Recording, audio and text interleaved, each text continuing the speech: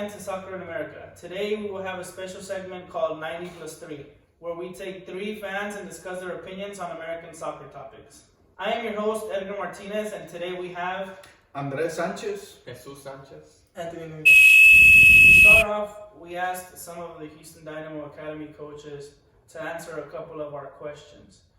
Here are their words. We have the Houston Dynamo Academy U17 coach Brian Reed. Can you explain more of your role? Yeah, so I'm here with the Houston Dynamo organization. I work in our youth academy arm, which is all part of the bigger organization, which is the Houston Dynamo first team, Rio Grande Valley, and then the youth academy, which starts at U12 and goes all the way up to U19. My role is to coach the U17s. I'm also the college placement advisor and the academic coordinator. Okay. First question. The MLS is the only soccer league in the world where there is a college draft. Why do you think this was done, and does it help in any way? Well, I think when you look at the other major leagues that this country offers, it's very American. And I feel like when the people who invested money to lift this league up, the owners from the original franchises, I believe that the model was we need to do what all the other major leagues do, which is hockey has a draft, baseball has a draft, basketball and football, they all have a draft. So in selecting amateur players from the collegiate ranks, I believe they just went with the status quo. Now, does it seem like there's going to be a change? I think so. I think that we could continue to look like the rest of the world, perhaps leading into the World Cup in 26, maybe after the World Cup in 2026. But when you look at it, the people that invest money, that's what they understand. They understand that's how you feed and that's how you build your teams, because that's what's done in every other sport around in our country. What are y'all's opinions on this?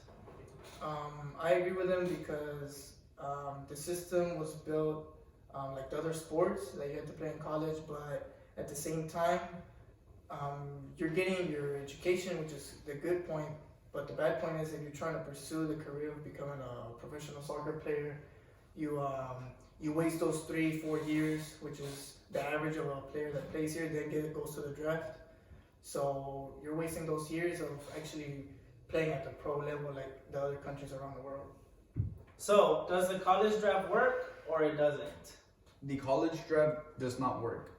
And we clearly can observe this by looking at the numbers. How many U.S. soccer players from a U.S. academy have actually been successful and have been like a top player, let's say top 10, top 20, or even top 50 over there in Europe? How many can you think of? Maybe 1, maybe 2. But as far as the economic standpoint in the United States, they make kids go to college and then go to pro, because if you think about it, the college system and the university system here in the United States, it's designed to make money.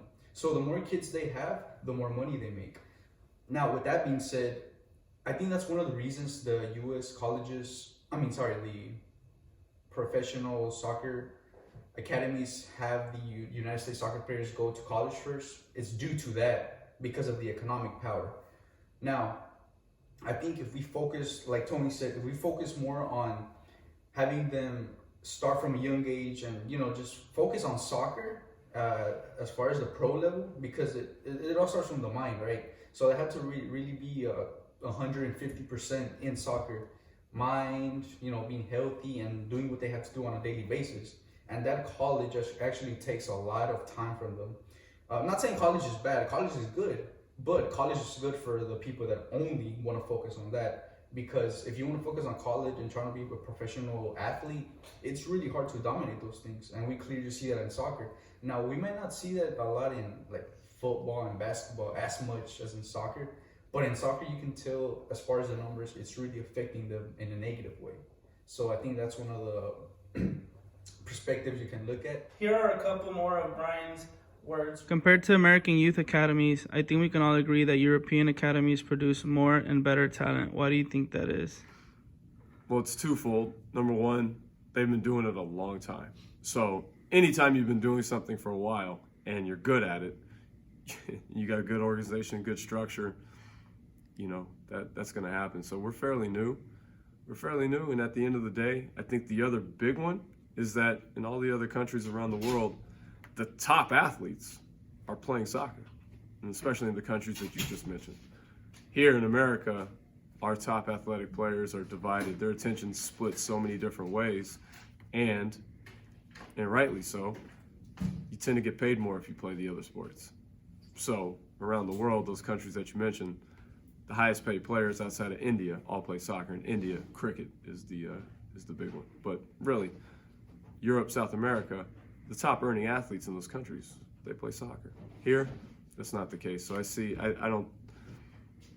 That's not going to change anytime soon. However, as more and more time goes by, if the sport continues to grow, and if the income starts to match the rest of the popular sports here, the big four, as they say, I think you can argue that you might see an explosion of growth in the next 20 to 30 years. What do you guys have to say about his words? I agree with him because there's an example is Christian Pulisic. He didn't go the regular, normal, average route of an American soccer player would, that you play at the college level and get drafted afterwards. He actually played for the under-17s national team.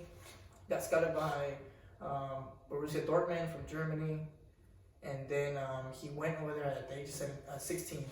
So he experienced high level in Europe and came up to the ranks. Only played a season in the youth development team, and then had his professional debut at the age of 17. And look, the player he is now. He's arguably the best player in the national team, and that's why people compare him to Donovan, because he's such a high level. The way he plays, and the experience he had over there in Europe from the rest of the players. Any words? Yeah, like here in America, you have different sports that are like top three, and then there's soccer. You have the baseball, you have basketball, and the NFL. In comparison, over there in Europe or England, their top sport, football. They call it football over there. Over here we call it soccer. But they have football in South America. Football. They grow up watching football, and all they think is football. So of course, as they grow up, they're gonna want to play football. So I feel that that's why they tend to flourish more in that kind of sport, because they grow up watching it and playing it as well. Okay, staying on topic, what do you guys think could make American MLS teams' academies produce more or better talent, such as in Europe, South America, and other parts of the world? My thing is, I think the coaching from such a young level would matter. Getting coaches with great experience, it doesn't matter where they're from around the world. If they have more experience and they're from Brazil, and they hire them for their youth development teams here, it's good. It doesn't matter where they're from. Even if they're Americans, if they have a good experience and at the pro level or at the college level, and they want to pass it down to the younger people and have experience with them, I think it's better than just getting somebody that studies it and then learns about the sport and doesn't really know about it. So I think it starts from a young age. You get coaches and hire them, and so they can come up the right way, and give them an opportunity in the first team as well, because we don't see that enough in the MLS teams.